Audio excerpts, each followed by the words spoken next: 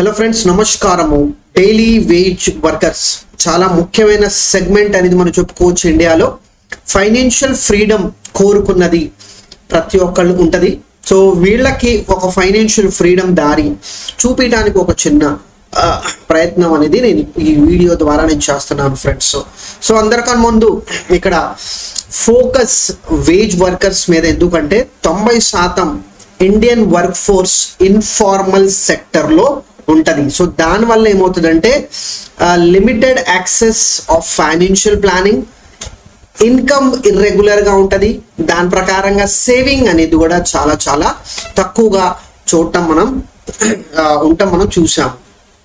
So ఇక్కడ challenge ఏంటంటే నెలకి ఆదాయం అనేది రాదు వీళ్ళకి, డైలీ వేజెస్ కాబట్టి 200 నుంచి 1000 ప్రకారంగా వాళ్ళకి ఆదాయం, రోజు ప్రకారంగా ఆదాయం ఉండటం జరిగింది. పని ఉన్నప్పుడు వీళ్ళకి ఆదాయం ఉంటుంది, పని లేనప్పుడు చాలా చాలా ఎక్కువగా కష్టం అనేది వీళ్ళు ఫేస్ చేస్తారు. సో ఇది ఎందుకంటే ఇన్కమ్ ఇన్స్టెబిలిటీ.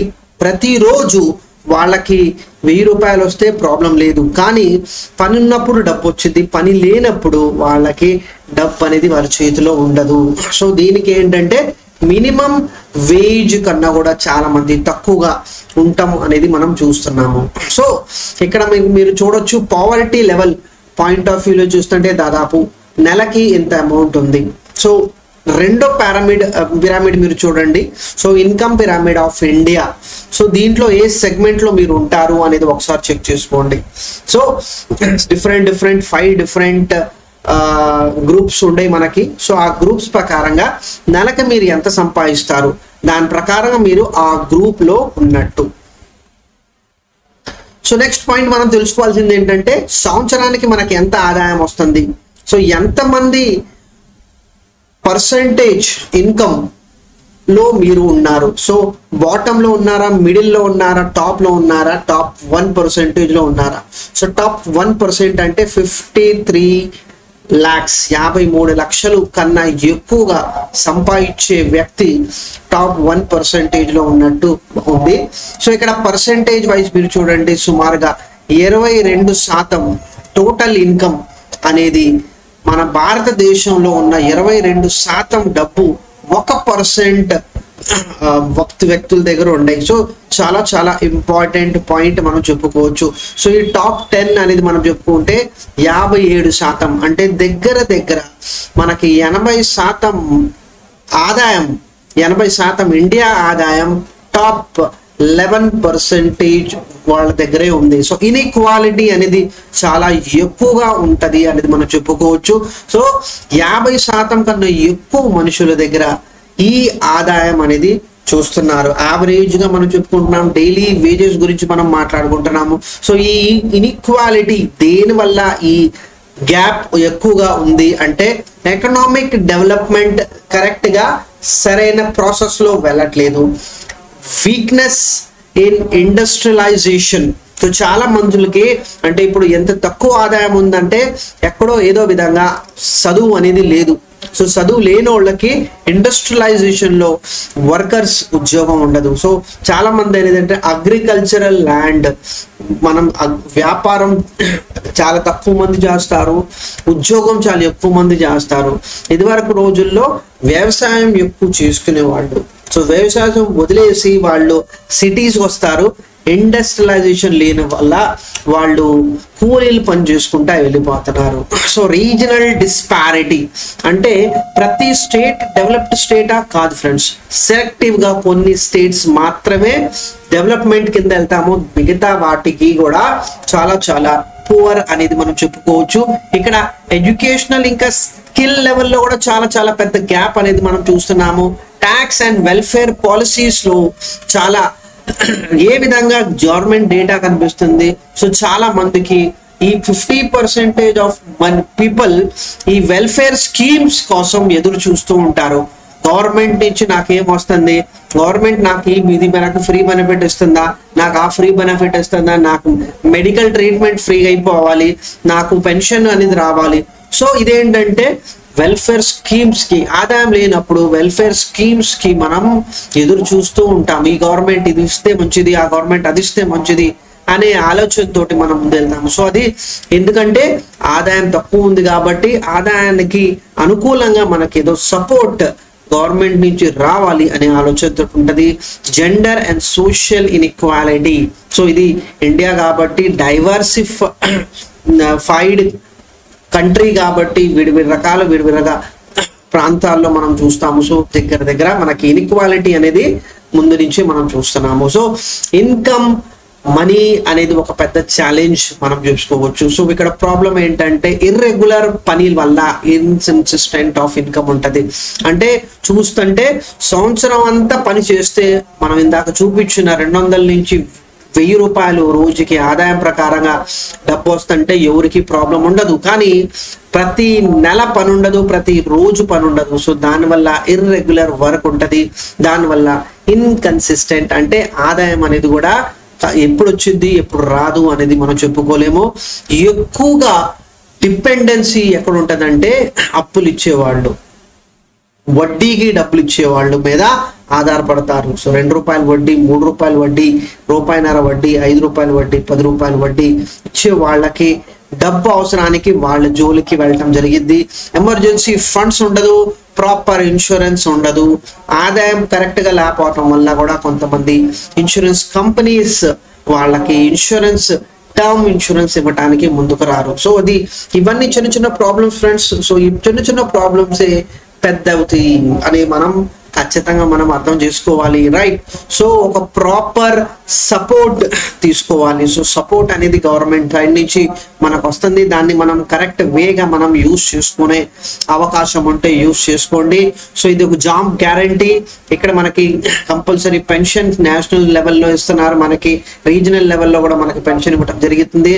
ఇది చాలా ఇంపార్టెంట్. ఇందాక నేను చెప్పాను కదా, స్కిల్ లెవెల్ ని ఇంప్రూవ్ చేసుకోవాలి. సో చాలా కాలేజ్ స్టూడెంట్స్ నేను చూస్తాను, స్కిల్ లెవెల్ ప్రోగ్రామ్స్ ఉంటాయి. సో ఆ స్కిల్ లెవెల్ ప్రోగ్రామ్స్ కోర్సులు ఫ్రీగా ఉంటాయి, ఎగ్జామినేషన్ మీరు ఇవ్వాలి. సో ఆ కోర్సు కంప్లీట్ చేసుకున్న తర్వాత మీరు ఎగ్జామినేషన్ ఇస్తే ఆ సబ్జెక్ట్ మీద మీకు నాలెడ్జ్ లెవెల్ ఉన్నట్టు అనేది మనం చెప్పుకోవచ్చు. సో ఇది చాలా important point. So schemes point of వ్యూలో pension, training and government support మనకి చాలా అవసరం. ఉద్యోగం లేనప్పుడు గవర్నమెంట్ మీదే మనం ఆధారపడతా ఉంటాము చిన్న ఎందుకంటే అక్కడి నుంచే మేజర్ ఎంప్లాయ్మెంట్ అనేది వచ్చింది. సో చిన్న స్టెప్స్ తోటి మనం ముందుకెళ్ళాలి. ఇక్కడ మనం చూస్తున్నాం కదా, సో చిన్నగా ఒక 5 రూపాయలు, 10 రూపాయలు ప్రతిరోజు మీకు వచ్చిన ఆదాయం అనేది మీరు ప్రాపర్ వేగా మీరు చిన్నగా డబ్బు అనేది పక్కన పెట్టుకోవాలి. సో స్పెండింగ్ ఖర్చులు అనేది మీరు జాగ్రత్తగా చూసుకొని చేయాలి. సో ప్లాన్డ్ ఎక్స్పెండిచర్ 100 రూపాయలు వస్తుంటే 100 రూపాయలు ఖర్చు పెట్టకుండా మాక్సిమం మీరు ఒక 50 రూపాయలు మీరు ఖర్చు పెట్టండి. సో ఖర్చు అనేది ఎక్కువ అవుతుంటే ఆదాయం పెంచుకోండి. అదే ఆదాయం మీద నేను ఖర్చు ఎక్కువ పెడతాను అంటే రేపు వెళ్ళి మీ దగ్గర సేవింగ్స్ ఉండవు, మళ్ళీ ఎమర్జెన్సీ రిక్వైర్మెంట్ కోసం కూడా మీ దగ్గర డబ్బు అనేది తక్కువగా ఉంటుంది. సో చాలా ఇంపార్టెంట్. సో శాశ్వతంగా మనం పని చేసుకుంటా వెళ్తామా? కాదు ఫ్రెండ్స్. ఒక టైం తర్వాత ఒక రిటైర్మెంట్ అనేది ఉంటుంది, ఒక పెన్షన్ అనేది మనం ఉండాలి. గవర్నమెంట్ మీదే మనం ఆధారపడకుండా మనే ఒక పెన్షన్ లాగా మనం ఎందుకు చేసుకోకూడదు? సో ఆదాయం తక్కువ ఉంది, దానివల్ల మనం ముందుకెళ్ళలేమా అనే ఆలోచన అనేది ఉండకూడదు ఫ్రెండ్స్. ఎందుకంటే ఇవాళ చిన్న ప్రాసెస్ తోటి మనకి ఇన్వెస్ట్మెంట్ ఐడియాస్ ముందుకు వస్తున్నాయి. సో మీ ప్రాంతంలో పోస్ట్ ఆఫీస్ ఉంటే మీరు ఆర్డీస్ తీసుకోవచ్చు, PPF లో మీరు ఇన్వెస్ట్మెంట్ చేసుకోవచ్చు.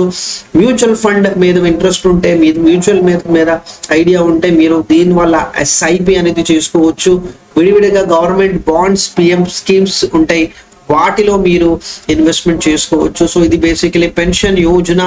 సో ఇవన్నీ మీరు ఒక 100 రూపాయలు, 500, 1000 రూపాయల నెల ప్రకారంగా మీరు ఒకసారి మీరు చేసుకోవచ్చు. అంటే నెల ప్రకారంగా అనుకుంటే 1000 రూపాయలు ఉంటే ఒక రోజు ఆదాయం మీకు ఒక రోజు ఆదాయం ఒకవేళ 1000 ఉంటే మీరు ఆ ఒక రోజు ఆదాయం మీ ఫ్యూచర్ కోసం మీ ముందు జీవితాని కోసం మీరు అది పక్కన పెట్టాలి అనే ఆలోచన మీరు మీ మైండ్లో తీసుకొని రావాలి, అప్పుడే అది జరిగింది. సో ఇక్కడ మీరు చూడొచ్చు ఎంత ప్రధానంగా ఒక చిన్న ఎగ్జాంపుల్ ఉందండి. చూడండి, నెలకి 500 రూపాయలు కట్టుకుంటా వెళ్తే 5 సంవత్సరాల తర్వాత సుమారు ఒక 40,000 అనేది డబ్బు జమ చేసుకోవడం ఈ మనిషి చూసాము. సో బేసికలీ చిన్నగా ఈ విధంగా ఎంతమంది పిల్లలు ఉన్నారు, దాని అనుకూలంగా మనం డబ్బులు పెట్టుకుంటా వెళ్తే దాని అనుకూలంగా డబ్బు సరిపడిద్ది.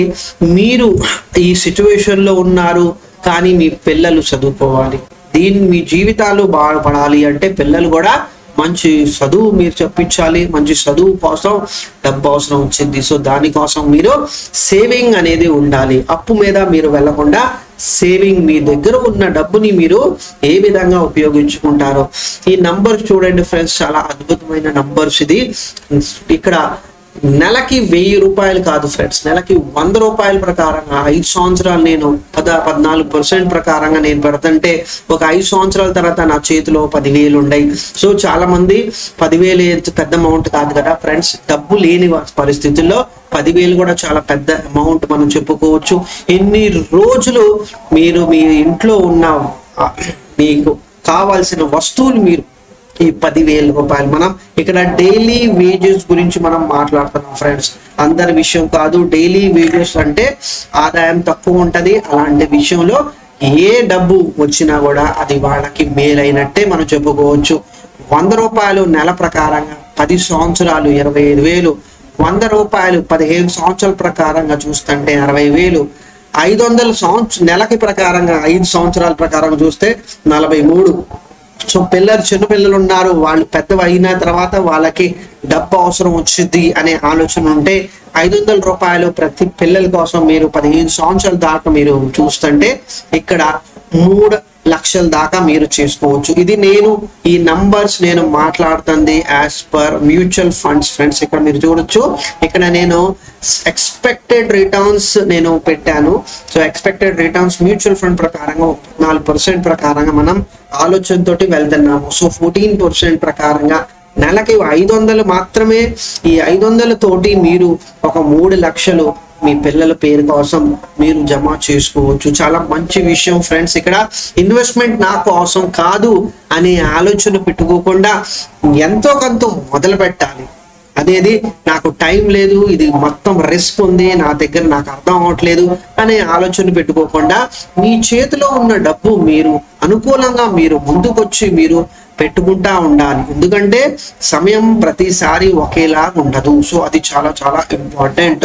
సో మనకి ఎన్నో టూల్స్ ఉన్నాయి, మీకు తెలియకపోతే మీరు ఏజెంట్స్ అడ్వైజర్స్ హెల్ప్ తీసుకొని మీరు ముందుకెళ్ళి మీ జీవితాలు బాగు చేసుకోవాలి, మీ ఆదాయం మీరు పెంచుకోవాలి. ఆ పాయింట్ ఆఫ్ వ్యూ తోటి మనం గుర్తుంచుకోవాలి ఫ్రెండ్స్. మొదలు పెట్టాలి మనం సేవింగ్ అకౌంట్. ప్రతి ఒక్క వ్యక్తికి సేవింగ్ అకౌంట్ ఉండాలి ఫ్రెండ్స్. అది పోస్ట్ ఆఫీస్ లో అనుకోవచ్చు, అది మీరు బ్యాంక్ లో అనుకోవచ్చు.